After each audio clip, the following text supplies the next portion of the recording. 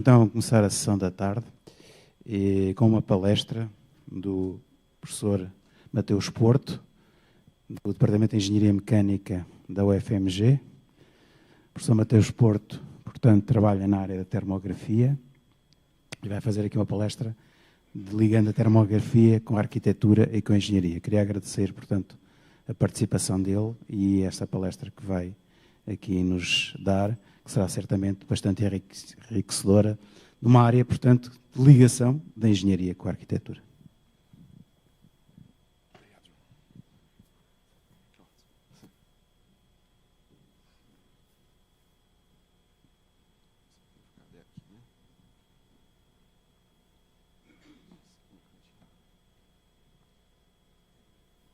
Boa tarde, pessoal. Podemos começar? Meu nome é Mateus Pereira Porto, né? O professor João acabou de me apresentar. Vim aqui fazer uma palestra sobre termografia na engenharia e arquitetura, né? E o primeiro contexto que eu queria trazer sobre essa palestra é o fato, né, de, em breve, estar comemorando 10 anos, coordenando o laboratório de termometria. O laboratório de termometria é um laboratório tradicional, né, da Escola de Engenharia do UFMG, né, e essa palestra, né, vem de encontro aí, também a esse fato, né.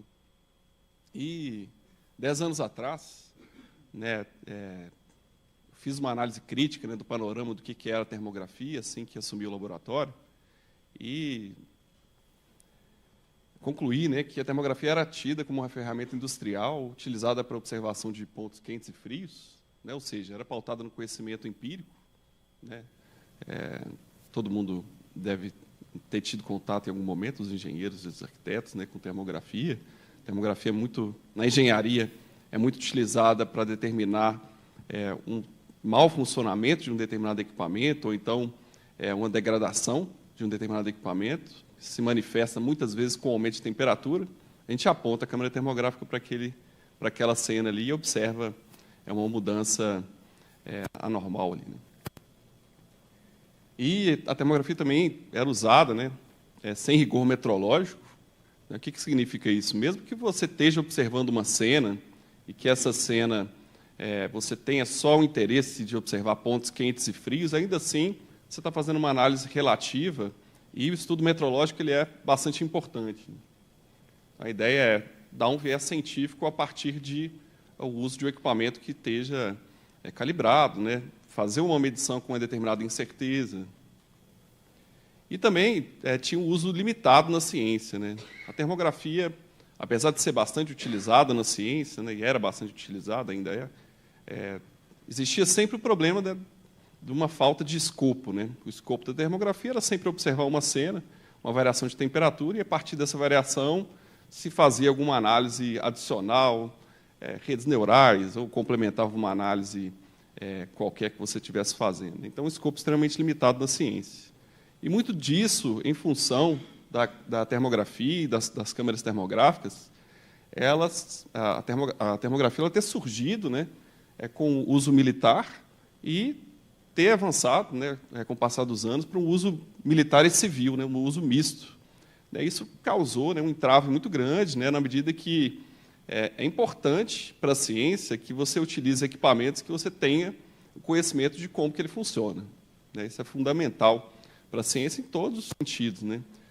Então, pensando sobre isso, quando eu assumi o laboratório de termometria, eu criei uma linha de pesquisas chamada termografia científica, né, que virou até o slogan do laboratório, né, LabTerm, termografia científica, no sentido de tentar buscar dar um viés científico para um equipamento que tinha um uso extremamente restrito, né, de todos esses pontos de vista que eu coloquei aqui. Então, qual que é a realidade atual? O fato é que a realidade não mudou muito. A termografia continua com os mesmos problemas que ela tinha 10 anos atrás. Esse escopo de trabalho e essa linha de pesquisa continua extremamente atual, né? O laboratório continua com esse viés de pesquisa dentro da engenharia. Então, pensando nessa linha de pesquisa de termografia científica, né, teriam, então, duas perguntas que eu gostaria de colocar aqui em tela, que vão nortear né, essa linha de pesquisa em termografia científica. A primeira pergunta é como utilizar a ciência para extrair o máximo potencial da termografia. E a segunda é como fazer com que esse potencial chegue até a sociedade, né? A resposta para essas duas perguntas, né, vão passar por duas palavras. A primeira delas é pesquisa, né? Então, a partir da pesquisa, do desenvolvimento científico, né, é possível, né, buscar extrair o máximo potencial da termografia. E a segunda é a extensão, né? A partir da extensão universitária, fazer com que esse conhecimento científico, né, do uso da termografia, chegue até a sociedade, chegue até a indústria, até a sociedade de uma forma geral. Então, com esse viés, em 2019, né, a partir de um financiamento da FAPEMIG, foi criado o Centro Multiusuário de Termografia Científica, né, o CENTEC, né, de 2019 até o presente momento. Esse Centro Multiusuário está localizado na Escola de Engenharia, na sala 1906, no Galpão da Mecânica. E é um centro de excelência, né, em termografia. A ideia é utilizar, né, equipamentos que sejam o estado da arte, da tecnologia da termografia. Então, a gente possui lá até câmeras multiespectrais, sistemas de termografia ativa em breve, né, nós vamos ter. Calibradores do tipo corpo negro, né, que são calibradores para termocâmeras, calibradores por contato, né? E o CENTEC é credenciado como uma estrutura LIPC, né, um laboratório institucional de pesquisa. O que quer dizer isso, né? Essas siglas? Significa que o CENTEC, que a UFMG reconhece o CENTEC como um centro multiusuário, né, uma estrutura credenciada. Isso permite ao CENTEC uma diversidade de coisas, né? Para que o CENTEC seja uma estrutura LIPC, existe toda né, um caminho que tem que ser percorrido. A Pró-Reitoria de Pesquisa abre uma chamada interna para que as estruturas elas né, pleiteiem esse posto, né, de estrutura LIPC. Então, só para vocês terem uma ideia, vocês estão vendo em tela, existem, aqui estão 11, mas, na verdade, são 12 laboratórios institucionais de pesquisa, né, laboratórios institucionais de pesquisa, né, que têm essa missão, né, de serem centros multiusuários, né, abertos para toda a sociedade, laboratórios de excelência, né?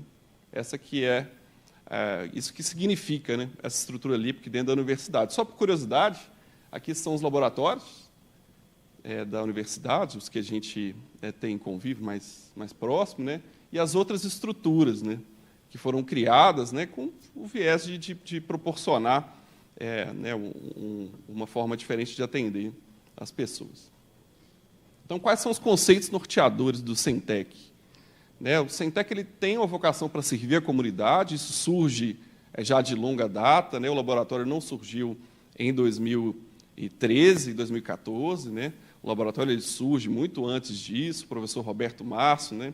Ele era o líder desse laboratório antes de eu assumir o laboratório de termometria. Né? Sempre teve essa vocação, porque a câmera termográfica, o equipamento termográfico, é um equipamento de elevado custo, de uso complexo. Então, é importante que... e o LabTerm reconhecia isso, né, o professor Roberto Março reconhecia isso, que existia uma demanda da sociedade pelo uso desse tipo de equipamento, e as pessoas que estavam lá sempre buscaram, né, atender as demandas que surgiam. E um outro conceito norteador do CENTEC é o fato da temperatura ser uma propriedade física fundamental. Né? Então, basicamente, todas as unidades de uma universidade... em determinado ponto, necessitam de medir temperatura para alguma atividade qualquer que eles estejam fazendo. Né? O CENTEC provê uma estrutura de excelência para pesquisadores e empresas, essa é a ideia, né, de todo o centro multiusuário, provê uma estrutura de excelência. Né? E é eficiente para uma universidade ter centros multiusuários. Né? O que significa isso? Isso não existe só no Brasil, existe em vários países do mundo. Né? A ideia é que existem determinados equipamentos que têm um custo elevado, são complexos, né, de serem utilizados, e aí a universidade ela cria os centros, né, de investigação, centros de pesquisa, centros de excelência, para que as pessoas que tenham interesse tenham acesso a utilizar um determinado tipo de equipamento. Né. Então, muitas vezes o professor, via um edital universal, ele não tem condição de adquirir uma câmera termográfica de alto nível, mas ele tem condição de remunerar um centro multiusuário e utilizar uma estrutura de ponta.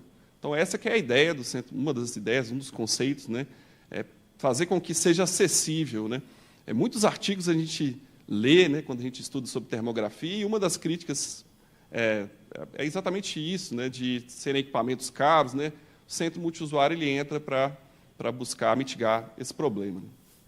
E o centro multiusuário ele faz com que a universidade ela seja mais eficiente do ponto de vista de gestão de recurso financeiro, né, uma vez que com um determinado recurso que vai ficar alocado no centro, né, aquele equipamento vai ficar ativo durante muito tempo, com muita frequência, né, ele não vai ficar parado, as pessoas vão poder utilizar ele, e, ao mesmo tempo, impulsiona a pesquisa científica da universidade, na medida que os professores usam equipamentos de elevado padrão. Então, essa é a ideia, né, a eficiência de gestão, a eficiência também do uso de recurso público e também eficiente no sentido de gerar resultados que sejam impactantes, né, para a comunidade científica. E o Centec busca levar para a indústria nacional conhecimento sobre termografia, vou falar um pouco mais sobre isso mais adiante, né. Muitas vezes a indústria não tem nem acesso, né, a esse tipo de equipamento, né, por algum motivo qualquer. O Centec leva até a indústria o equipamento para que isso seja conhecido, né, de alguma forma. Então, outro conceito do Centec é ter toda uma cadeia de rastreabilidade metrológica dentro do centro. É um laboratório independente, né? A gente tem, né, os pontos fixos, né, que estão no topo ali da cadeia de rastreabilidade, os sensores, calibradores de corpo negro, termocâmeras, né, na base da cadeia. Né? Então, ou seja, a ideia é que o centro seja independente. Né? E utilizamos dois tipos de câmera, basicamente, hoje, né, câmeras de médio comprimento de onda, de longo comprimento de onda, a câmera de médio comprimento de onda, conhecida como câmera fotônica, né, e a de longo comprimento de onda, conhecida como câmera de microbolômetro, com diferentes faixas espectrais, características diferentes. São câmeras que possuem, né, uma vocação diferente para resolver determinado tipo de problema. E como eu já mencionei, né, a termografia ela é amplamente utilizada, né, em diversas pesquisas em arquitetura, em engenharia de uma forma geral, muitas vezes no sentido de tentar determinar uma certa degradação de um equipamento, né, que se manifesta a partir do aumento da temperatura. Mas a termografia ela pode entregar muito mais do que isso. Né? E é sobre isso que eu queria falar nessa palestra hoje, rapidamente. Né? Eu queria falar sobre avanços da termografia que podem ser incorporados pela ciência que ainda não foram. Né? Termografia espectral, a termografia multiespectral, termografia hiperespectral, termografia com baixa incerteza, termografia em alta velocidade, termografia termodinâmica, termografia de alta definição e termografia em escala micro. Alguma dessas aqui é utilizado, né? já é utilizado, mas outras nem tanto ou não é. Termografia espectral, né? Vamos começar por essa daqui. A gente pode utilizar qualquer tipo de câmera para fazer uma análise desse tipo. Né?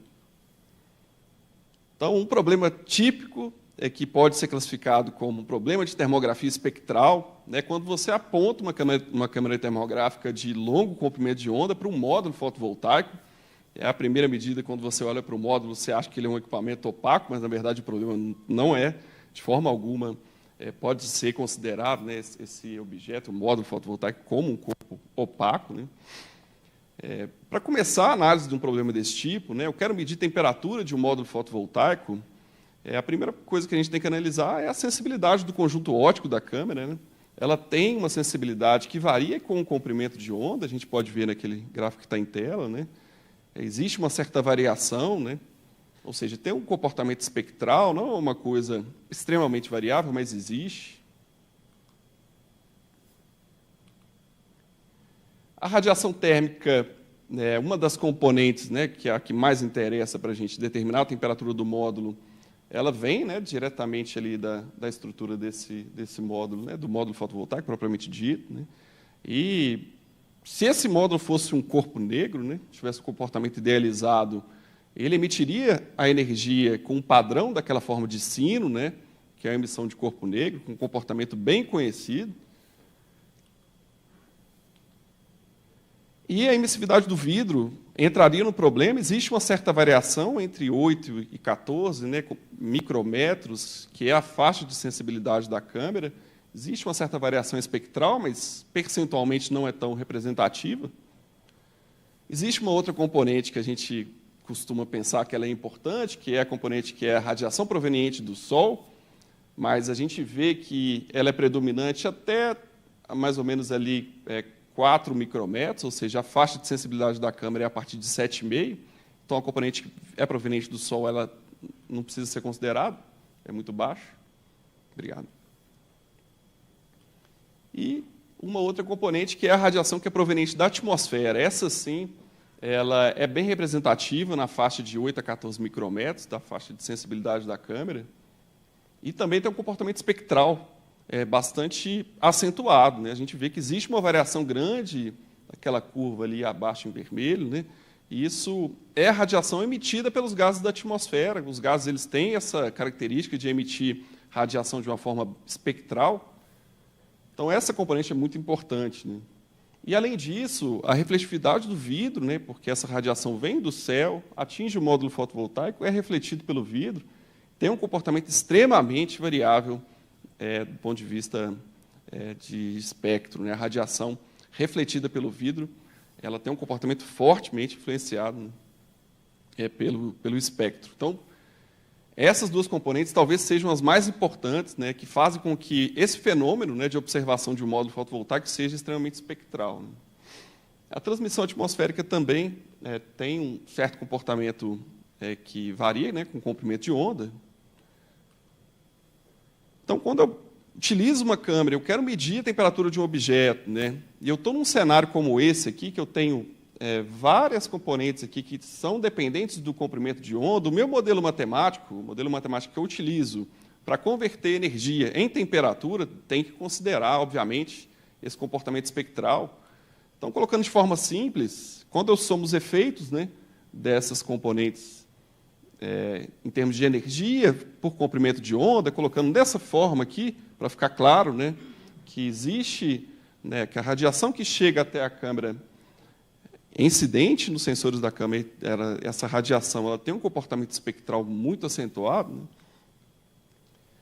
E, na prática, o que acontece é que toda a câmera termográfica, na verdade, ela considera, tem um modelo interno, né, dentro dessa câmera, que considera que, na verdade, a radiação ela tem uma distribuição muito próxima de um corpo negro, né, uma forma de um sino.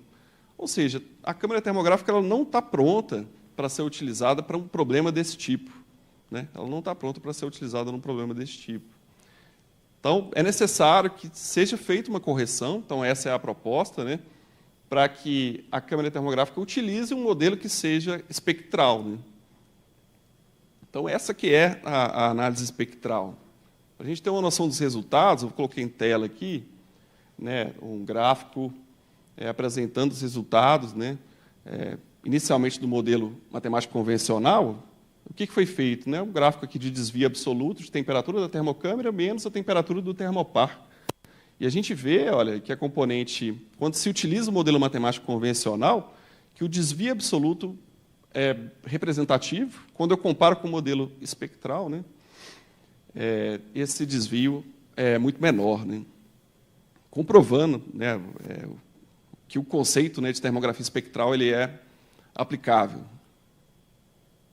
Então, esse mesmo conceito de termografia espectral ele é aplicável a diversas áreas, né, da engenharia, e, obviamente, vai trazer um resultado mais confiável, né? Então, isso seria uma análise espectral, né? A gente tem um retorno, em termos de medição de temperatura, muito grande, proporcional ao investimento que a gente tem, né, que é basicamente utilizar a ciência, né, um modelo mais consistente, matemático, e a partir desse modelo matemático, né, que não vai custar nada, né, basicamente, a gente tem um resultado muito melhor em termos de medição de temperatura. Isso tem aplicações em diferentes áreas, né? Agora, falando um pouco sobre termografia multiespectral, essa é uma câmera multiespectral que a gente utiliza no laboratório, é uma câmera X6801SC. A câmera multiespectral nada mais é do que uma câmera, nesse caso, refrigerada, né? O sensor ele funciona na temperatura criogênica, né, para que todos os fótons que cheguem ali, né, para o sensor da câmera, devido ao fato da temperatura ser muito baixa, né, acaba o sensor ele dando notícia de toda a energia que é incidente, né? Ou seja, é uma câmera muito sensível. E isso traz muitos ganhos, né, para esse tipo de câmera. Além disso, comumente, esse tipo de câmera vem com uma roda de filtros. Então, você coloca ali, né, os diferentes filtros para que você consiga filtrar determinada banda do espectro para fazer a sua medição termográfica específica para determinado estudo, né. Então, esses são os filtros que a gente tem, né? Cada filtro desse a gente vai colocando na roda ali e utiliza na medida que a gente, de acordo com a necessidade que a gente tem. Então, por exemplo, esse é um dos filtros, né, que a gente tem, está colocado aqui a transmissividade desse filtro. Você vê que é uma banda bem estreita de comprimento de onda, né? Esse filtro é muito utilizado, né, para CO2, como a gente vai ver adiante, né? Então, por exemplo, termografia multiespectral de alta temperatura, que é uma coisa que é pouco utilizada ainda hoje em dia, né? É uma termografia muito preparada para fazer o estudo sobre gases, né? Então, por exemplo, para a detecção de uma determinada espécie gasosa, né? Então, a gente pode selecionar um filtro, né, para uma câmera multiespectral para que ela observe determinado tipo de gás, tanto para comprimento de onda médio quanto para comprimento de onda longo, né? Os dois podem ser utilizados, né? Por exemplo, né, recentemente a gente tem feito estudos com queimador, né, aberto. A gente aponta a câmera termográfica multiespectral para um queimador, buscando observar determinadas espécies gasosas, né? Então, esse é o resultado, né, de uma filmagem de uma câmera termográfica, dessa câmera termográfica, né, apontada para esse processo de queima. Então, esse resultado que está em tela aqui seria, né, a emissão referente a um processo de combustão, né? Só para a gente fazer uma análise rápida, né, esse resultado que está colocado em tela aqui, teórico, né, versus o que a gente tem em termos de filtro para tentar observar os gases que estão contidos ali naquela queima, basicamente entre 4,2 e 4,35, né, seria a faixa, a banda espectral, né, de observação, e a gente consegue, sim, observar uma certa faixa ali desses gases em processo de combustão. Quando a gente analisa as espécies em separado, a gente vê que o CO2, né, é a espécie predominante ali, ou seja, esse filtro ele pode ser utilizado para a medição e observação do CO2, né, comparado, por exemplo, com a água também, não enxergaria água nesse caso. Então, quais são as aplicações, né? Incêndio, né, por exemplo, é uma aplicação óbvia, imediata, né, para engenharia. É possível, então, utilizar uma câmera desse tipo, né, multiespectral, para que a gente consiga observar, para conseguir dar segurança, né, durante uma situação de incêndio. E termografia multiespectral de baixa temperatura, que já é a comumente mais comumente vista aí, né? Provavelmente vocês já tiveram visto, já viram, né, alguma vez. Aqui, para vocês terem uma ideia da sensibilidade de uma câmera desse tipo, a gente consegue observar o CO2 durante o processo de expiração. E esse tipo de análise, né, pode ser utilizado, ainda não é, né, para a caracterização de perda de calor, né? Então, é uma possível aplicação da termografia multiespectral. E tem sido utilizada já tem alguns estudos para observação de trinca, né, em pavimentos, né? E também pode ser aplicada, né, com o uso de drones, né, para fazer uma detecção, né, em asfalto, né, de forma mais eficiente, né. E já tem sido utilizado, combinado com termografia ativa, para observação das camadas, né, em pinturas, né. Então, a termografia multiespectral combinada com termografia ativa. E o que é o estado da arte em termos de termografia multiespectral? Né, é o satélite espacial James Webb, né, ele tem um sensor muito parecido com o da câmera que eu apresentei há pouco, né, multiespectral. Também tem uma roda de filtros, né, para quem não sabe, né, o satélite ele tem essa roda de filtros. Na verdade, um pouco mais complexo, né, é mais de uma roda, na verdade, né, de filtros. E o tipo de análise que a gente pode fazer é bem semelhante, né, é o mesmo tipo de análise. A gente tem vários filtros que fazem com que a gente consiga exatamente observar uma determinada banda do espectro. Então, a ideia, né, é utilizar esse conceito, o mesmo conceito do satélite James Webb, né, para estudos científicos, né, do ponto de vista científico, em laboratório. Né. Também a termografia hiperespectral. A tecnologia hiperespectral, hoje, ela é basicamente, do estado da arte dela, também do satélite James Webb, né. Mas a tecnologia já vem chegando, né, para a escala comercial. Então, tem algumas câmeras hiperespectrais já disponíveis, né, com determinada resolução. A resolução ainda é bem reduzida comparado ao que existe no James Webb. Né. Então, James Webb, a quantidade de pixels é 2.000, né, por 1.800. Aqui é 320 por 256. A gente está um pouco distante, né, mas a ideia é exatamente que os equipamentos eles vão melhorando, né, cada vez mais ao ponto de chegar no estado da arte do que existe hoje da tecnologia. Né. Então, o que pode ter de aplicação para a termografia hiperespectral? Né? Já tem alguns estudos, né, para ensaios de compressão, observação do que aconteceu com o material após o ensaio, falhas em turbinas eólicas. Né? Então, isso vai se manifestar de alguma forma, de alguma maneira, com uma mudança em um determinado comprimento de onda. Né? A energia ela vai ser emitida mais ou menos em uma determinada faixa de comprimento de onda, né, devido, né, a uma falha. Então, isso seria observável de forma mais evidente por meio de termografia hiperespectral.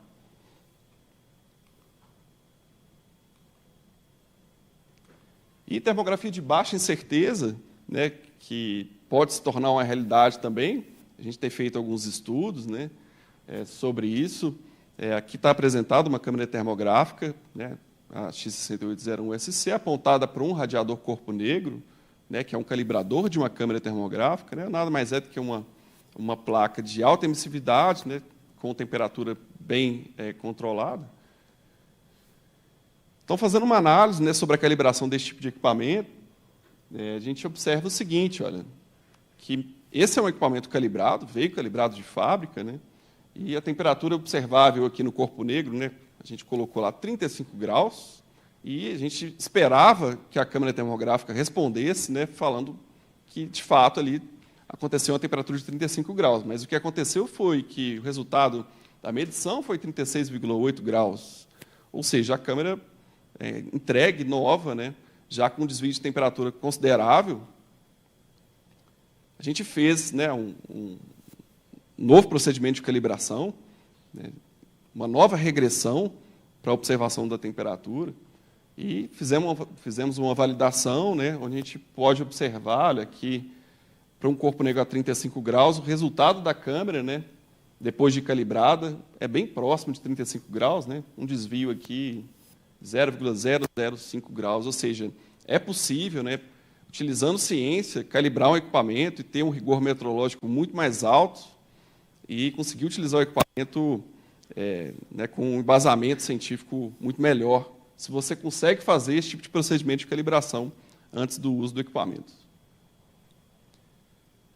Então, só para vocês terem uma ideia, né, da sensibilidade, da dificuldade de se calibrar um equipamento desse tipo, aqui é o resultado de um vídeo da calibração da câmera. Então, esse resultado aqui é o resultado da câmera termográfica, né, e a câmera é sensível ao ponto de observar a circulação de CO2 atmosférico. Então, o CO2 atmosférico é uma componente de incerteza durante o processo de calibração. E termografia em alta velocidade, extremamente subutilizado, né? Aqui é um teste de impacto que foi feito, né, de um tubo, né, de um carro, de uma equipe de competição, né? A gente fez esse teste, né, é um teste de impacto, simplesmente deixa um peso cair ali, né, o tubo vai se deformar. E, em câmera lenta seria alguma coisa nesse sentido aqui.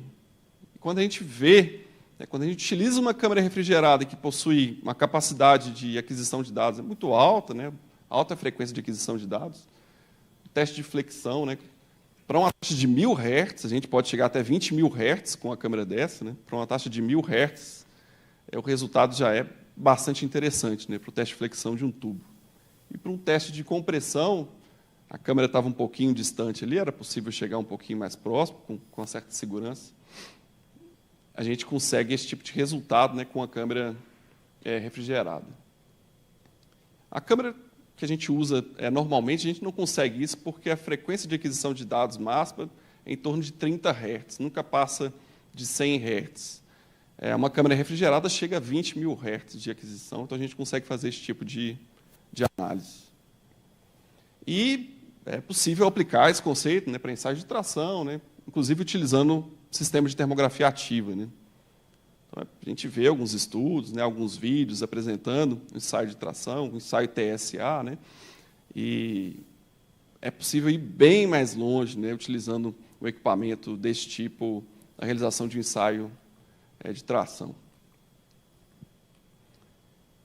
E pensando um pouco mais no futuro, né, termografia termodinâmica, o que é a temperatura, né? Quando a gente pensa em temperatura, a primeira coisa que vem em mente, né, é tentar responder com o que, na verdade, seria a nossa interpretação do que é a temperatura, a agitação das moléculas. Mas, de fato, a temperatura, a gente define a escala de temperatura, né? É muito melhor do que falar de interpretação, é como a gente define a escala.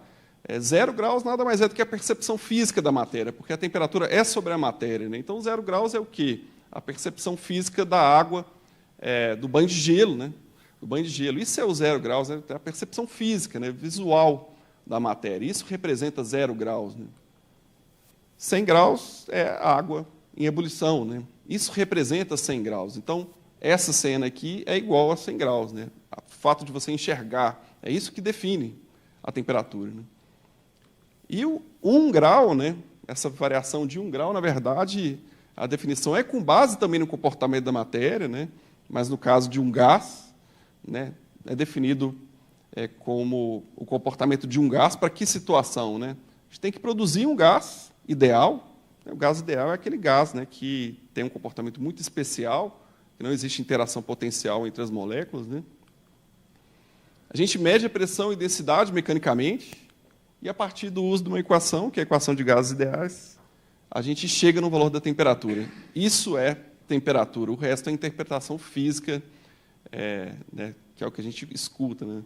Isso é a definição da escala de temperatura. A gente pode trazer esse conceito, né, e a ciência tem caminhado para que a gente traga esse conceito cada vez mais para termômetros, tanto de contato, mas também é possível trazer esse mesmo conceito para medir temperatura por meio de termografia. Né?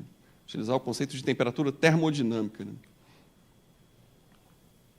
E, com isso, atingir, né, uma capacidade de medir temperatura com baixíssima certeza de medição.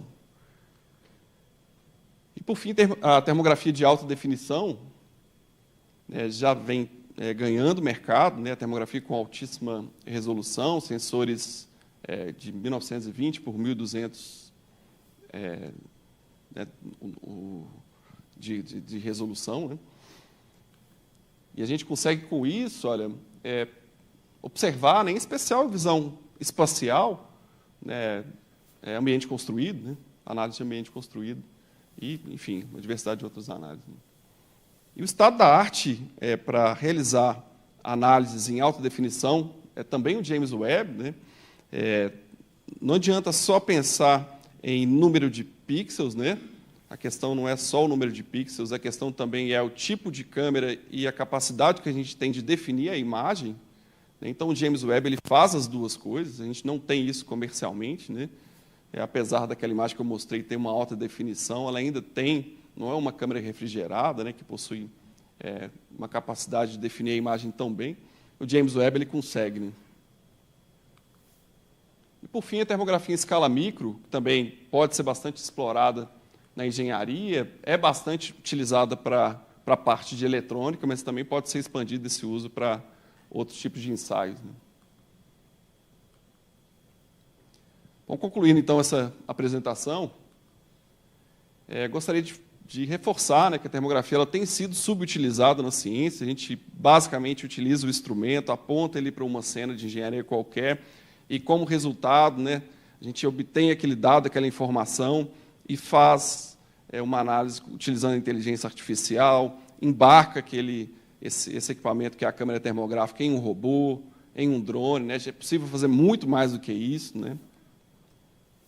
A termografia espectral ela pode ser utilizada, por exemplo, para aumentar o retorno financeiro ao fim de vida útil de uma usina fotovoltaica em mais de 15%.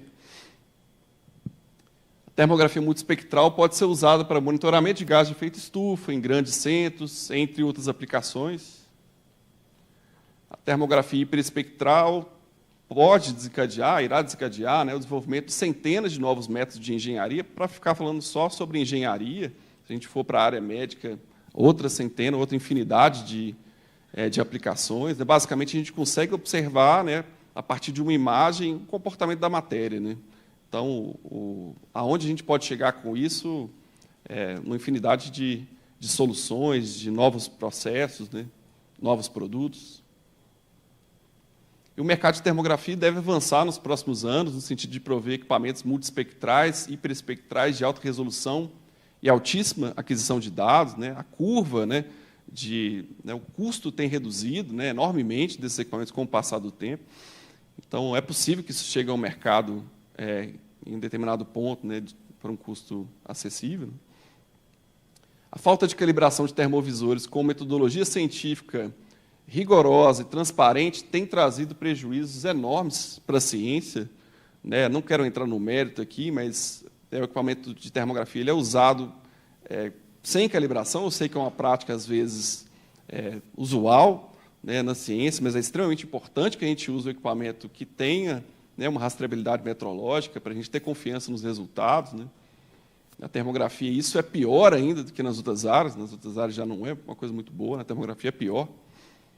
A termografia em alta velocidade ela está extremamente subutilizada, pode trazer resultados muito representativos, né? Tem muitas análises que a gente pode utilizar a termografia de alta velocidade e a gente não utiliza, né? E a termografia termodinâmica de baixa temperatura ela pode reduzir muito a incerteza de medição em aplicações de difícil acesso por termômetros de contato, né? Depois eu posso, em outra oportunidade, trazer isso em mais detalhes, né? Mas a termografia termodinâmica ela tem esse potencial de acessar, né, por meio de uma cena, né, a temperatura de um determinado objeto que, às vezes, você não pode acessar por um instrumento físico. E a termografia em escala micro também tem sido subutilizada, né? O pesquisador ou profissional de termografia deve buscar formação em nível de pós-graduação na universidade para conseguir acompanhar o desenvolvimento e o uso adequado dessas tecnologias, né? O mercado ele não consegue usufruir na velocidade que a ciência avança, né? Então é importante que o mercado venha até a universidade para conseguir acompanhar o desenvolvimento científico no que se refere à termografia, né? Os centros multiusuários, né, mitigam o dilema das pesquisas com o uso de termografias serem consideradas de alto custo. Então, tudo que eu coloquei aqui parece ser uma coisa futurística, mas, na verdade, todos têm acesso via ao uso do centro multiusuário. Os centros de excelência, tais como o Centec, podem ser usados como propulsores no desenvolvimento dessas tecnologias. E gostaria de agradecer, né, ao João, o pessoal do Congresso, por ter me convidado para essa palestra. Aqui estão os meus contatos, quem tiver curiosidade de conhecer um pouco mais sobre o Centec, as redes sociais, o nosso site. Então, muito obrigado, João.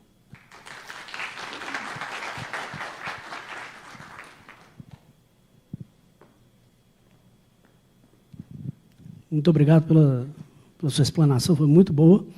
Alguém tem alguma pergunta?